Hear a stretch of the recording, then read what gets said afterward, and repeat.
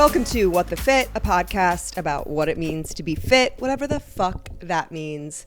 Welcome, Lolli from Sex and the Cincy. Thank you. It feels so good to be on this side of the mic. I know the feeling so well. Yeah. After you spend so long, like every week, like thinking of content for your podcast, thinking about what you want to talk about, running through it in your mind of like how you'll say it, whatever. You know, I don't know about you, but I just have like a constant like chatter of like, this is a podcast. Do I want to talk about this? Like, what kind of person do I want? You know what I mean? Like, it's like always happening. And then to be able to sit there and just be like, I'm just showing up. This is all I have to do. Really? Yeah. Like, this is like fabulous. We're just going to talk about you. I'm so excited to have you on. When I first became aware of your podcast, Sex and the Cincy, I was like, this is just what the girlies of Cincinnati need. Thank you. And I'm so happy there's someone that's like taking on this genre. Right. You know, you talk about like dating, you talk about relationships, you talk about sex, you talk about being single in the city, you know, all of that.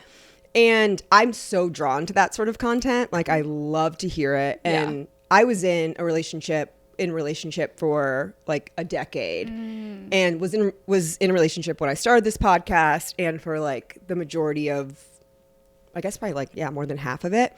And when I became single, I was like, should I like start talking about this sort of thing? Because I'm so interested in it. Yeah.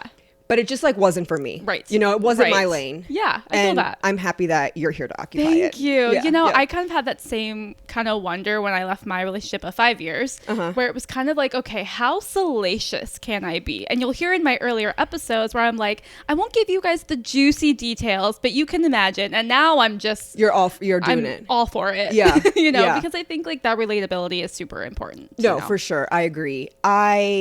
When I was like really like actively dating and like having fun in like the first like year or so that I was single, I put like that kind of content on my Patreon. Love that. So it was like kind of behind a paywall, which made me feel a little better because for me, it's like not easy to talk about me being in a relationship with someone actively. Yeah, I feel that. While, you know, it's like still like, I feel like it would be, I could talk about like relationship stuff like with like my ex-partners or something, you know, like where it was like more of a solid foundation. Yeah.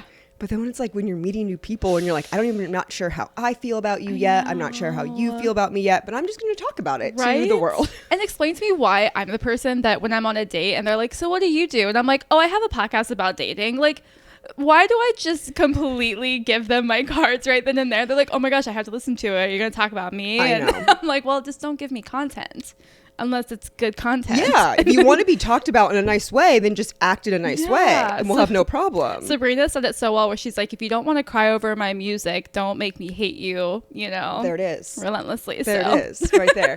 Okay. So how, like, let's talk about you. Like, are you from Cincinnati? You know, talk to me a little bit about like yourself. Absolutely. So born and raised here, Lebanon. So about like 40 minutes north or so. Yeah. Grew up super religious, which is why I think that having the podcast has been so therapeutic for me, because kind of growing up in a way that was a little bit more, you know, very much purity culture. Okay. We don't talk about these things. I didn't even say the word sex. Do not talk about sex. Don't even talk about boys. Like, don't even talk about liking boys. Don't even talk about liking boys. Okay. So, you know, as I got older and then I left that situation in 2018, like officially, I started to kind of realize like, I don't want to be silenced about these topics anymore because they are so important. Yeah. And I've been in different friend groups, you know, throughout my 20s and now into my 30s where, you know, some people love to talk about sex and dating and some are a little bit more reserved. And I want to be that safe space where anyone can go and listen at least about it or hear someone about it and have that relatability without even having to have that conversation, but just maybe get a little bit of notability to how they feel. Yeah. You know, if that makes sense. Yeah. But. So when did you start the podcast? What made you want to do this? Yeah. So February of 2025 was my official launch. So just had our year pass a few months ago. Congratulations. Thank you. Yeah. It's been super fun. But I remember I was in the guest bedroom of me and my ex's house. We lived in Kentucky up in the suburbs. And me and one of my best friends at the time, we just were like, this is such like a fun idea. I told her about it, how like I already had a logo. And I just finished watching Sex and the City for the first time, which if you haven't seen the show, I tell everyone, I'm like, you have to watch this show. I mean, it's like required watching for girlhood. It is. It truly is. Oh my goodness. I can't, okay, you've just seen, when was the first time? In 2025? Yeah, it was like 2024. Yeah, like end of 24. Wow, yeah. That's crazy. Wild. And I was like, wait a minute. Like I was 26 at the time, thinking like, okay, I need to like get into this, like whatever. Like, well, maybe I was a little bit older than that. Maybe I was like, I was about 26 when I watched it. So whatever year that would have been. I'm 30 now. But anyway, I was like, I'm in this relationship. I'm not very happy in it. There had been some, infidelity happening on his end and everything. And I was like, okay, what can I do that just kind of makes me control my narrative where I can start talking about the fun dating escapades I did have back in the day. And me and my best friend at the time, we recorded our virginity stories. Oh, hell yeah. Yeah, literally just like in the guest bedroom. We're going to come back to that. I am obsessed with my lost my virginity story, so I want to hear yours. Oh my God, yes. And it was so fun. And like that episode might never see the light of day. I don't know. Yeah. I've already said my story on my podcast, but that one, I think that's going to be a really special release someday for people to hear, because it was just two girls hovering over a laptop, no microphones, and just going ham over the computer. And I think like once I started to, branch out, I left that relationship, moved here downtown. I was like, this is a passion project. Let's go for it. And the city just kind of ate it up, and I couldn't be more thankful for how it's been received. Yeah, for sure. And you're doing like kind of like live events and stuff too, talking about that, because the dating thing sounds really like fun and interesting. It is. You know, it's been really cool because I never realized just how many doors open when you start to dig into what the dating scene needs. And I think that like I love that we have so many like networking dating events all around. I want to bring the entertainment and make it almost like a show, because that's what I like. So I've been doing dating shows. I'm doing actually this Thursday, it's Wednesday today when we're recording this, and tomorrow I'm hosting a pitch a friend event where what's that? So basically a best friend will create a PowerPoint of their best friends. Obsessed. And pitch them for 4 minutes. Obsessed. Yeah. And to like a crowd of people that are singles. Yeah. And then they can virtually through our app raise their hand and say, I'm interested. And at the end, they'll get the results of who's interested and if they're interested and all of that fun stuff. Oh my God, that's so fun. It's just a way to like, and then after there's like a cocktail hour, right? So like, it's a way for us to get out, put ourselves out there. In person, real life connection meetings, which is key. Exactly. And I love that, because I can't tell you how many times I have seen a man's profile on a dating app and been like, I'm not feeling it. Then I see him in person and I'm like, wait, you're cute. No, that's why I just have like truly never fucked around with the apps. Yeah. I got on like one time in like the depth of my depression a couple years ago. Because that's always the best time to go on a dating app, right? When you're already like fucked in the head. That's when it happens. Yeah. and I was just like, there's no way I can make a call on 4 pictures that this man chose of himself, which like, that's not going to be great, And like, I need the energy. I need the like in-person energy exchange, because I'm not like, obviously looks are important, but that's like not even that high on my list. Exactly. Yeah. And that's all you're getting with a dating app, truly. Oh, that's so real. I love that you said that, because with the shows that I put on, I generally have them send me a video of themselves. And if it can be 30 seconds, 20 seconds, because I want to see your energy. Yeah. I want to see how you smile when you talk. Yeah. I want to, I want that. How your voice sounds. All of like those that's things, important. They matter. Yeah. And I think that that's one thing that, the apps are kind of lacking. I love when a guy leaves me a voice note, or if they have a voice note on their profile. I like that too. Love that. I think that's fabulous. Like, it's good to hear. It's good to hear the sound of the voice. The sound of the voice is important. It means a lot. Yeah. It's unfortunate. So you're doing like fun event. I know for sure. So fun events. How often does your podcast come out? Yeah. So it's every week, every Thursday. Cool. And then every other week I have a solo episode, which has been really fun, because it kind of gives me a little bit of that creative freedom to also, I love that you have like your solo shows. I'm sure you can relate, where it's just sometimes just nice to get behind the mic and just blabber about whatever that week's topic is. For sure. It's therapeutic. Yeah. No, definitely. How do you come up with the topics like for your solo stuff? For sure. Sometimes it'll be like I'll put a poll out on my Instagram. A lot of my listeners love to follow me there, and they'll like to send questions. Say like, hey, what do we want to talk about today? Confessions and questions and confessions is what I like to do a lot of the times. Those are really fun. And then sometimes it can just be my dating life. life, you know, or I'll have a story that I'll think up and be like, oh my gosh, I haven't told this story on the pod yet. Yeah. And I just want to be able to blab about it. And I think that like it gives me that lane to where if there's anything that I feel like I really want a message to come across clearly, because this is, you know, I love the salacious, I love the girls' locker room, you know, and I love that, but sometimes there really is a deeper message that comes across in these conversations that I feel like can happen a little bit better solo. Yeah, for sure. Yeah. Okay, wait, let me hear how you lost your virginity. Oh my god, this is so fun. Okay. So I'm ready. Let me grab my coffee. Seriously. Yeah. Is there any liquor in that? Yeah. Because I might need a shot. No, it's so interesting because again, I grew up very religious. And so in the religion I was raised in, my dad is what's called an elder. So he's kind of like in other Christian terms, kind of like a priest. So a head of like the congregation. So I was like a preacher's daughter, right? Kind of your what's that called, quintessential situation. Yes, the preacher's daughter. Yeah And the guy that I was seeing, we've been seeing each other for, you know, quite some time, kind of secretly, because I was saying, are you allowed to like have a boyfriend? No, I mean I was already 21 at this time. Okay. So like I was old enough to have a boyfriend, but we were definitely sneaking around and doing things besides that. So not just you're like, oh, we're going to a movie, we're holding hands. Yeah, you couldn't even do that. You had to have a chaperone. Saw my ankle. Yeah. You know? Yeah. Your ankle literally would be like, you know, wild. Like it's crazy. You can't date without a chaperone, like insane stuff. Wow. Yeah. So we would sneak like some around. Bridgerton shit. Seriously. You have to be escorted. Oh my God. Yeah. Around the promenade. Yeah. The freaking like carriage scene.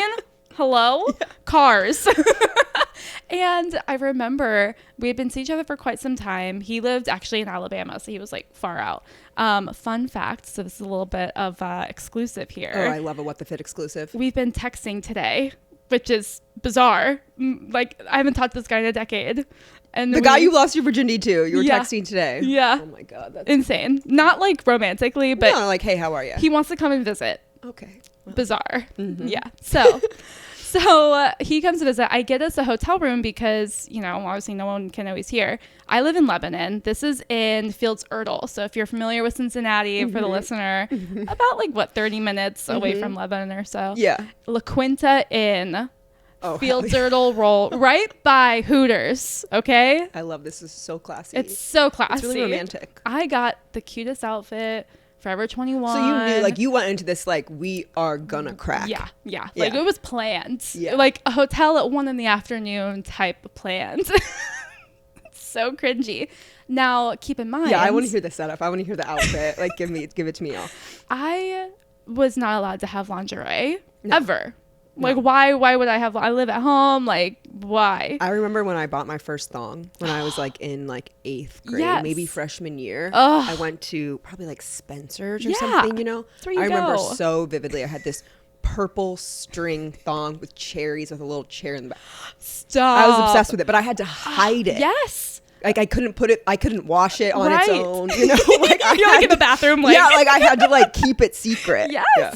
Oh my gosh. So I wish I had the purple thong. I went to there was like a Ross or something down in that area, and I was like, okay, they'll have underwear there. I'll buy it and then I'll throw it away for sure after whatever. Yes. They had nothing. They had this like lace normal, like maybe bikini style underwear. Okay. But your girl wanted a thong. She wanted to feel sexy. Of course. I go to Michael's next door. I buy scissors. You don't. You do a DIY thong. DIY thong. And what's so funny about this, my apartment has a loft. It's a craft loft. Okay? Video games in one corner, craft in the other. You can make all the thongs you want. I'm a crafty bitch. Yeah. It all stems from my virginity story. Yeah. So I go and I cut this thong up and everything, and I'm like, okay, you know. And you're like, I'm so hot. That looks so good. I feel so good right now. And I like somehow like finagle my way into this thong in my car. And then, you know, it was one of those really funny situations where I feel like I thought I was the shit. Like I was in control of it, right? Yeah. And then looking back, I'm just dying laughing at the fact that like, you know, I went to Michael's and made a thong. Hello. Oh my God. At La Quinta Inn at like 3 PM. Oh, daytime. Losing my virginity in a homemade thong that didn't even see the light of day, really. And then afterwards we drove to, I was again dressed up in this like super cute nude dress. It was like Carrie's like naked dress, basically. Yes. My fun nude heel. He takes me to Coffee Emporium downtown. Oh my God, you guys had a downtown date. Get a little in muffin. Your nude dress. A little muffin moment. Yeah. When I drive home by like 5. So how would you rate that experience? You know, honestly, how was it? Yeah. Because of how adventurous I think it made me feel, I think it was a 10. Yeah. You know, because like I wasn't in a state of mind where I felt like I had to do it. I was excited. You wanted to do it. I wanted to do it. I really liked this guy. Yeah. You know, it was it's a hilarious story. Yeah. You know, and No, that's good. I cried. But it might have just been the religious guilt a little bit. Right. That's it. No, that's good. That's a really good story. Wait, how old were you? Did you say? I thought 21. 22. Yeah, I was 19. Okay. It was the summer after my freshman year of college. Yeah. And me and my like high school girlfriends, my like 3 best friends from high school, we decided that summer that we were going to drive to Windsor, Canada. Yeah. Because you only had to be 19 Hell to drink yeah. in Canada. That's And awesome. at the time, you only needed your birth certificate to get across the border. So we had this weekend plan, the 4 of us, and one of the girls' moms like came with us. Okay, As yeah. like, you know, we're not sending 4 19-year-old girls to Windsor by Yeah. themselves. So, you know, it was so great, right? We had like our first legal drinks. I like saved the receipt. I got a Sex on the Beach. Oh my God, of course. As my first drink. Yeah, of course. And, you know, we had a great time. We were like, it's like very clubby. It's like Yeah. very young. It's right across from Detroit. Like, you know, it's like that vibe. So we have a great time. We end up meeting these guys and they were like 21. Okay. So at me at 19, like, I thought Yeah. so old. Oh my Like, God. crazy. Men. And they were from Lebanon, Okay. like the country. Yeah. Oh, wow. And they were like in school to be dentists in Love. Windsor, right? They like this one guy who I was like, you know, paired up with that I liked. He like introduced me to house music. He introduced me to Tiesto. I like smoked my first cigarette with him. I thought that he was like the coolest. He was such Yeah. a gentleman. I remember we were like walking and I was like on the side of the street and he like switched me. So he was on the side of the street. Foreplay. What? Crazy. My 19-year-old Foreplay. self was like, this is it. Yeah. Like this is it. This is the man. So, you know, that weekend we like make out, whatever. We're like so in love. Listen how crazy. He accidentally like burnt me with his cigarette. You know, no. like just we were like talking Yeah. and he like got me on my hand. So when we left for the weekend, like we didn't have sex that weekend. Yeah. We were just like, you know, Oh, cool. Yeah. just all about each other. We had to talk on MSN Messenger because we didn't have texting Yeah. between the countries and like he didn't have AOL. Yeah. So I like download MSN Messenger like before I leave Canada and like Wild. get his information so I can talk to him. So he had like burnt my hand. When I leave to go home, I like get a pack of cigarettes because now I smoke too, you know. How sexy. And I would re-burn the burn. No. Yes, I did. Yes, I fucking did. Oh my I God. would re-burn it so I He could branded you. so I could remember it, you know. So the next weekend comes around, and me and my one other friend who was part of the foursome that went to Windsor, Yeah. she was like kind of like had a guy, one of his friends too, and they had been chatting. Oh my God. And she was dog sitting for someone that weekend. So we tell our families like, hey, we're dog sitting, and we leave. We go back to Canada. We tell our one friend, like, just in case Yeah. you need to know we're out of the country. You're sneaking out of the country. I snuck to La Quinta. You snuck to Canada. Correct. Yeah. So we go back to Canada. We go back to Windsor, and we like meet up with these boys. And yeah, that night is the night that I have sex for the first time Wow. on the floor of the kitchen. I have a vivid memory of like looking underneath the stove.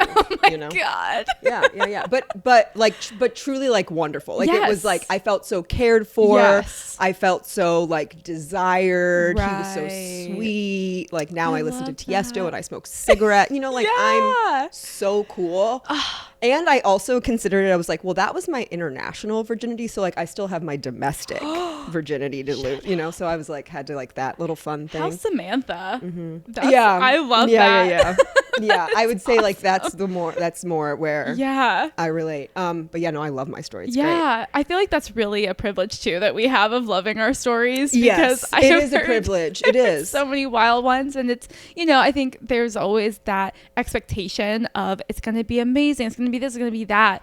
And like, it's not even so much of the act of it happening. It really is all the little moments surrounding it. And then just like how you feel afterwards with that person. Yeah. You know? Yeah. I think you made a really good point where you was like, you felt empowered. Yes. You felt in control. For sure. I felt similarly, right? Yeah. Like I made that active, you know, Yeah. effort to go back, you know, Yeah. like, you know what I mean? Like it felt very much like, yeah, like this is a two-way street here. And I Yeah. think that is really important Me too. for women as that like new part of their life kind of like starts to open up, that you Yeah. feel empowered, that you feel in control, that you have sovereignty and all that. Yeah, I think it is also kind of interesting that we both lost our virginity at somewhat of like an older age. Yeah, definitely. You know, if that makes, because when I hear like, when I say I'm 21, 22, people are like, what? Yeah. Like, really? You know, it's like, yeah, I mean, it was just. I hear most, I feel like 15, Yeah. you know, even like 14, 15, 16, Yeah. like that all is like kind of what I'm used to hearing. So too. I know. Yeah, but I'm kind of glad. I mean, it is what it is. But No, I'm happy for my story. I like it. Yeah. I was still freaking in the woods, like riding four-wheelers and. You making your own thong though, that is just like too fucking good. I feel like I should have like, because I am, like I said, a crafty girl, and I have a Cricut. I was like, how fun would it be for us to do like Make your own thongs. like an underwear bedazzling party for the girls or something? I think that's so fun. How fun would that be? I If you have a love that. boyfriend, put your boyfriend's initials on the back. They or make something. those. Yeah. They have like the thongs, like they put your boyfriend's name on the butt, and I'm like, do people really want that? Like, but no, yeah. But I'm like, that would be kind of fun. I think so too. It'd be a little nod to my story. Yeah, exactly. It's fun. It works. Okay, so let's like talk a little bit about dating. Yeah. In Cincinnati, I want to sure. hear like your take. I want to hear like what you're experiencing out there, like what the current climate is like. Yeah, you know, I am seen as the dating girl of Cincy, right? Yes. And I do not like dating. Hot take. Funny. Why don't you like it? I love going out and meeting people and going out for the drink, right? Okay. That to me is like the fun part. Is that your ideal kind of like way, your first interaction with someone, like first date, to be like drinks? I like it to be like, let's go for a walk. Let's go get coffee. Let's go get a drink. Anything that's like an hour. Okay. Where I can say, this was so much fun. Or I could be like, do you want to take this to like Rosie's? Like, are you hungry? You know? Or like, do you want to go grab some lunch? So You know you're what I mean? leaving like a little bit of like space for Yes. like shall it extend? Exactly. Yeah. Because I don't know. I'm definitely one of those people that in my line of work, I'm always on, right? So like if I'm meeting someone new and I'm kind of taking the time out of my day to do something like that, especially like romantically, there's going to be a lot of steps that get me even interested to like sit down. And I think that that's one thing that I'm personally working on, even is like, that's not necessarily the best thing ever, but it's learning to be excited about these connections instead of just kind of being like, oh, this will probably turn into another ghosting or like whatever. Because I am someone that's like intentionally dating, but I'm not dating for marriage right now. Like I'm not dating. I'm kind of stuck in this not liking labels kind of mode right now. Yeah. And I'm working through that. But the dating scene has just been so interesting to like kind of dive myself into with the podcast, because naturally I'm not like that. So I'm kind of having to put myself out there in a more real way, which is exciting. But yeah, you will catch me, you know, having a coffee or having a drink moment. And, you know, and even if I don't extend it, doesn't mean I didn't have a good time. I just like having that ability to do so. You know, I again, get that. taking control. Right. That's important. So I feel like when I had gotten out of my like decade of partnership and I was first like starting to like get out there again, I kind of felt similarly, where I was like, I don't want a relationship. Like I'm not ready for that. I know that, but I also still want connection. Exactly. And I found that to be really tough. Right. Because there was this like, well, what do you really want? Yeah. So like if you aren't clearly stating what you really want, then like you're attracting like all kinds of shit. Yes. But I also think that's important. That's an important piece of like eventually, if that's what you're looking for to like date for marriage, is like you kind of got to like, it helps you learn so much about yourself. Like I took like that like 2 years, let's call it, of, you know, dating around, having the fucking like legendary situationship of it all, and like the fucking weirdos and the crazy chef and you know, like all that sort of thing. Like that's all important to my story, and for me to figure out what I like, what I don't like, you know, what I value, what I hope to have my partner value, you know what I mean? So it's like, I remember just it feeling like, I remember my therapist saying something to me, because I would come in and be like, well, I don't want a relationship, but like, I just want someone to do stuff with, and I want to connect with people. And she'd be like, so what is it that you want? Like, if you can't be clear on what you want, how is the universe going to give you what you want? Ooh, that part. And that's the thing that, like, one thing I love about your podcast is asking people, like, you know, how they stay fit. And for kind of my change into my evolution, I should say, from being like, I was raised to be a wife, I was raised to be a mother, right? Like, that was my purpose. When I left that religion and then realized, like, okay, there's other options for me, I'm trying to make sure that I'm not rebelling against that, and that this is really what my soul wants. Because if I'm just rebelling against marriage and being a mother because of how I was raised, then it's like, okay, do I really? And there's a famous scene from Gilmore Girls that I love.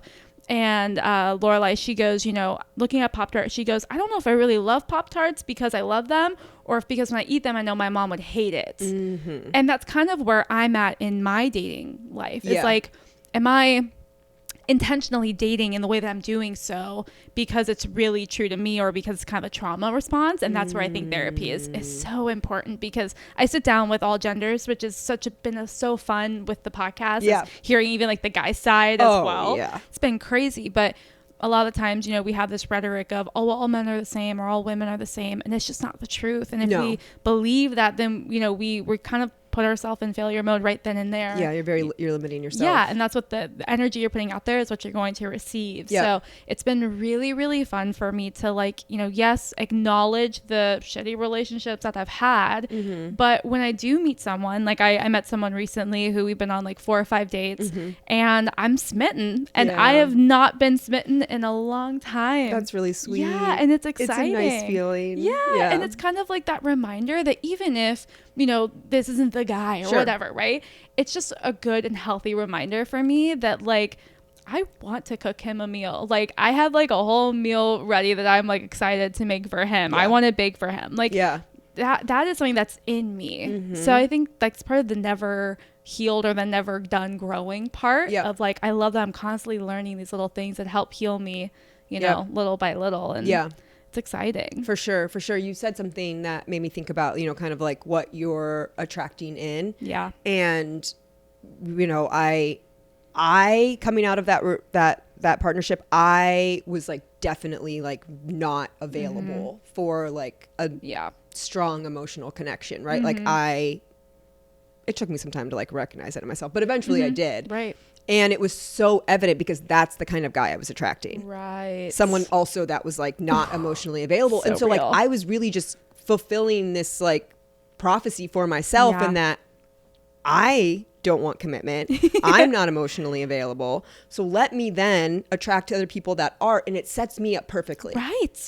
Because I can't get through. I can't get through with someone like that. It's so true. The emotional availability piece, I had never really knowingly experienced that until like my late 20s, and now, you know, I'm 30 now, but like that, it took me a long time to realize what that was, because it just really wasn't talked about as much, I feel like, in at least the spaces that I was in. When I started to realize what emotional unavailability was, I was like, oh, wait a minute, that's me. Like, it's like looking in the mirror. And then these guys that I was seeing was the exact same situation. Or I would start to maybe be like, oh, I'm kind of interested in this person, and then hit a wall. I'm like, oh, well, that's kind of what I've been putting out there. That's kind of what I want. Yeah, exactly. You know? Yes. Like, oh my gosh. I think about, you know, people that are actively dating, and whether it is, you know, dating for connection, dating for marriage, you know, whatever it is, if you're seeing these like patterns come up a lot, or you're seeing like the same type of situation with a man, like, you really got to look at yourself. That's so true. Like really take a look. I think that's what makes dating super fun, though. Oh, I mean, it's a crash course in learning about yourself. It is. Like, I love, in the most horrific ways. And I feel like going home and, like, you know, FaceTiming my bestie and being like, girl, this date, like, you've got to hear the story this man told me, or like, you know, what they did, or whatever it is. It's crazy. It's like, but it's also like romanticizing those encounters has become so important in my dating life, because not every person you're going to sit across from is going to be a home run. In fact, it's like so rare. It is so rare that happens. And that's why when it does happen, then it's so special. Yes. Yeah. And then there's the piece of then not taking that and then taking it all the way and jumping into, future planning after date 3. Future tripping, yeah. Future tripping is really hard, but it's really hard. I would like to learn and like understand more about kind of the mechanisms behind that, because I think it happens for a lot of people.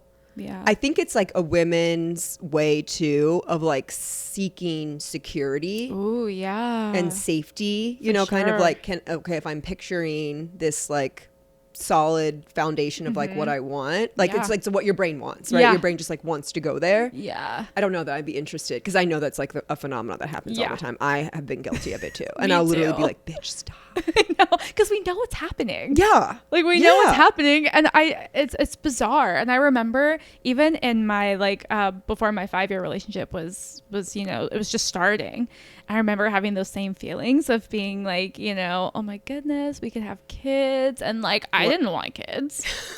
What? Like what's going on? Babies are cute all of a sudden. What? Like, it's so confusing for my nervous have like system. Scenarios played out where they like come like find you in the rain or some bullshit. Yeah. Oh my gosh. Oh my gosh. Yeah. I know.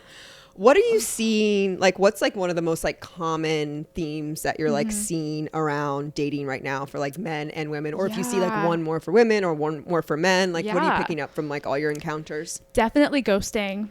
Ghosting has You've got to be kidding me. It's crazy. And I think that the problem with ghosting is this illusion of choice. It's the fact that we can pick up our phones at any moment and pick through someone else. Swipe. Yeah. You know what I mean? And it really does kind of take away the specialness of that connection, because there's someone right around the corner that, maybe that one's better. Maybe that one's better. Maybe that one's different. Yeah.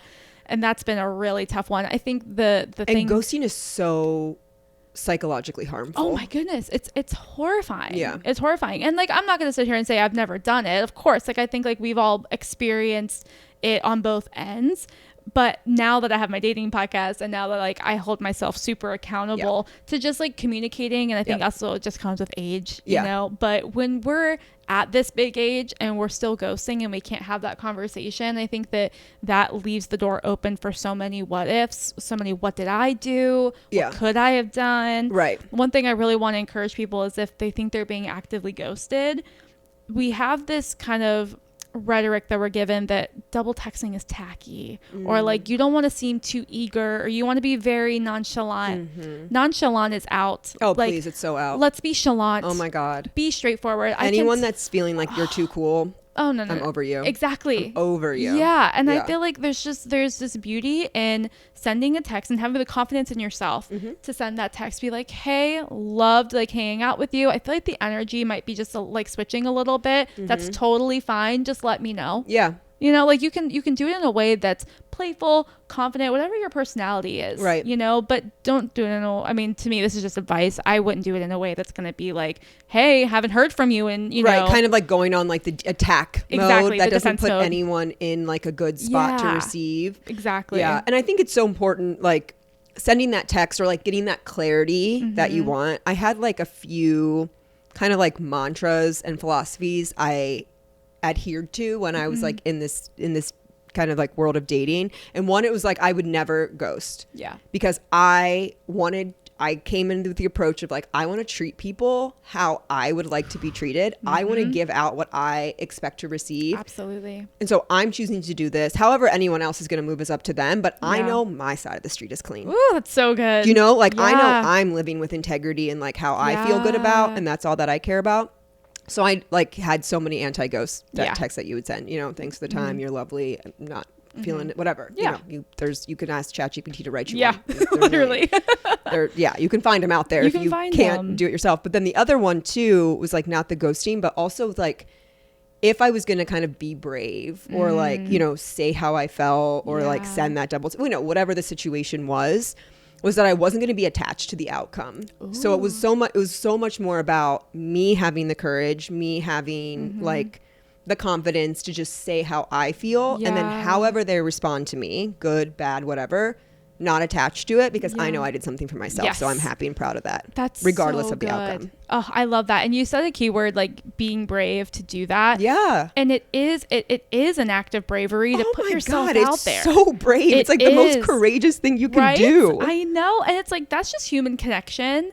And like, this is literally how we know that as humans, we do classify relationships or dating. We put it on a little bit of a pedestal. Yeah. And I don't want that to be a negative thing. Like, right. It's supposed to be exciting. It's supposed to be fun. It's supposed to be adventurous. Yeah. When we make it so mundane and like, oh, I have to do this, or I better go on 3 dates this month, or else I'm like not doing my part, it becomes a chore. Yeah. But like, when you find and you reach in you and you find like that bravery and you find that just like excitement towards it, you're taking care of your mental health. You're taking care of yourself, and you're also like taking care of the other person just as a human. Like, let's bring dating back down to the human level. I agree. This is just connection. Yeah, for sure. It's not, it is serious, but it's not that serious to where, you know, we can't have a conversation. Yeah. You know, just be definitely. human about it. I know it's tough. It really is, but it's also like so rewarding. And I really like looking back on that experience for me, like the dating part was like really about falling in love with myself. Yeah.